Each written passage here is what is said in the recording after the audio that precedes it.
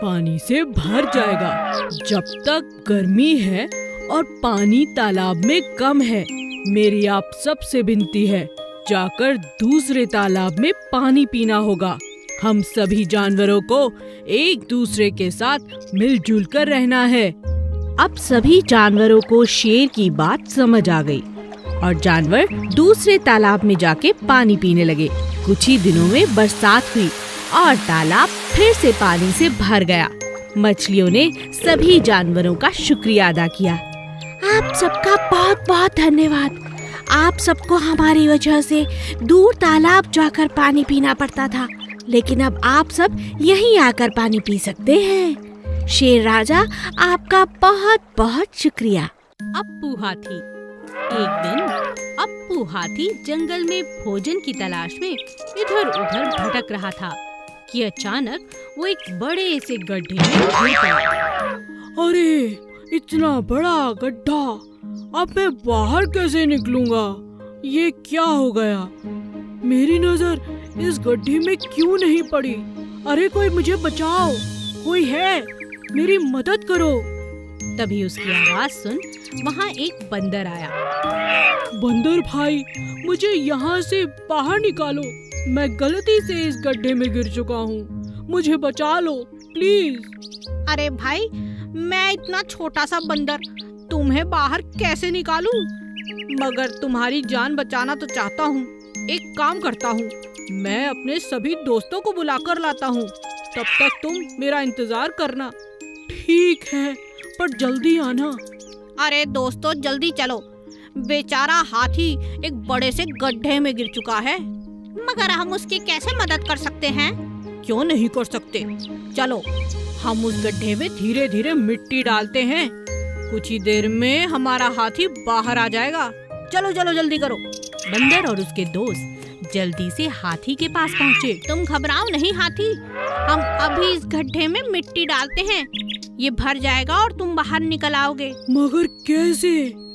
तुम्हारे हाथ तो बहुत छोटे छोटे हैं। कोई बात नहीं, हम लगे रहेंगे काम में, घबराओ मत। चलो दोस्तों। सभी बंदर खूब जोरों शोरों से थोड़ी थोड़ी मिट्टी गड्ढे में डालते रहे। इस पूरे काम में बहुत देर लग गई, मगर उन्होंने हिम्मत नहीं हारी। धीरे धीरे मिट्टी भरती गई और हाथी ऊपर आ गया। तुम सबका बहुत बहुत शुक्रिया, तुम लोगों ने मेरी जान बचा ली। तुम्हारे हाथ भी दर्द कर रहे होंगे। तुम मेरे सच्चे दोस्त हो, तुम्हारा दिल से शुक्रिया। अरे कोई बात नहीं हाथी भाई, आज से तुम हमारे दोस्त हो। हमें अपनी पीठ पर बिठाकर एक चक्कर तो लगा दो। हाँ हाँ, क्यों नहीं, चलो चलो। और इस तरह बंदर और हाथी दोस्त चल पड़े जंगल की सैर पर। वफादार घोड़ा बादल। चंदन के पास बादल नाम का एक खूबसूरत सफेद रंग का घोड़ा था। दोनों एक दूसरे से बहुत प्यार करते थे। चंदन अपने घोड़े पर बहुत मेहनत करता, उसे रोज अच्छे से नहलाता, अच्छा खाना खिलाता और घुमाने भी ले जाता। बादल भी चंदन की हर बात मानता था। एक दिन एक चोर की नजर घोड़े पर पड़ी। अरे, इतना सुंदर और शांत घोड़ा, इतना आज्ञाकारी है, क्यों ना इस पर साफ किया जाए अपना हाथ? क्यों ना इस बार इसे ही चुरा लिया जाए? अगले ही दिन चोर मौका पाकर घोड़े को भगा ले गया। इस घोड़े को ज्यादा दिन अपने पास रखना खतरे से खाली नहीं है, इससे जल्दी ही बेच देता हूँ, कहीं पकड़ा ना जाऊँ। इसका रंग ही बदल देता हूँ। चोर ने घोड़े को काले रंग से रंग दिया और उसे लेकर शहर की तरफ जाने लगा। बादल चंदन को याद कर कर रोता रहता। हे भगवान, मेरी मदद करो, यह चोर तो बहुत चालाक है, मुझे चंदन से दूर कर दिया, मैं उनके बिना नहीं रह सकता। तभी बादल की नजर नदी किनारे बैठे चंदन पे पड़ी। चंदन को देखते ही बादल जोर जोर से हिनहिनाने लगा। चंदन को कुछ समझ नहीं आया। अरे, ये घोड़ा मुझे देखकर इतना शोर क्यों कर रहा है? शायद ये मुझे कुछ कहना चाहता है। तभी अचानक बादल चोर को जोर से धक्का देकर नदी में कूद पड़ता है। अरे अरे ये घोड़ा, अरे इसे बचाना होगा। चंदन घोड़े को बचाकर बाहर ले आता है, मगर यह क्या?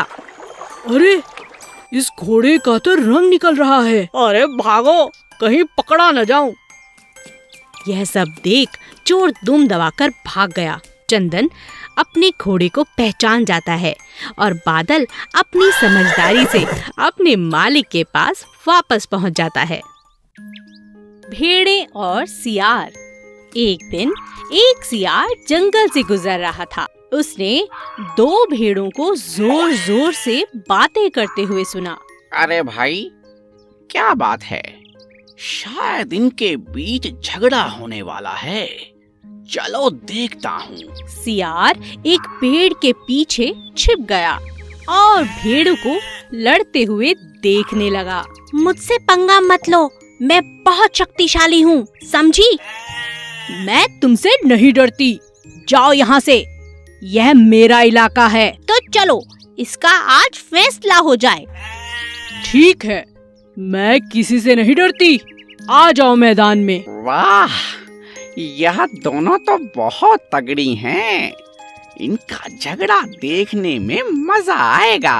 मैं ताकतवर हूँ। नहीं, मैं ताकतवर हूँ। तुम हटो यहाँ से, ये मेरा इलाका है, मैं ताकतवर हूँ। हट जाओ, आज मैं तुम्हें छोड़ूंगी नहीं। दोनों भेड़ों में जबरदस्त झगड़ा होने लगा। दोनों बुरी तरह से घायल हो गईं। उनके शरीर से लगातार खून तक बहने लगा। सियार ने इस बात का फायदा उठाने की सोची। लगता है दोनों लड़ते लड़ते थक चुकी हैं।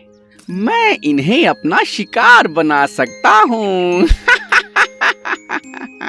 दोनों भेड़ों को लड़ता देख सियार लालच में आ चुका था। उन दोनों के बीच पड़कर एक एक कर दोनों को खा जाना चाहता था। सियार ने आओ देखा ना ताओ और भेड़ों पर टूट पड़ा, लेकिन दोनों भेड़ें बहुत ताकतवर थीं। उन्होंने सियार की जमकर धुलाई कर दी। हे भगवान, मैं सोच रहा था कि दोनों को एक एक करके कई दिनों तक खाऊंगा, लेकिन ये तो मेरे ही पीछे पड़ गई। अरे छोड़ दो मुझे, मार ही डालोगी क्या? अरे छोड़ो, अरे दोनों भेड़ें बहुत ताकतवर थीं। उन्होंने सियार की जमकर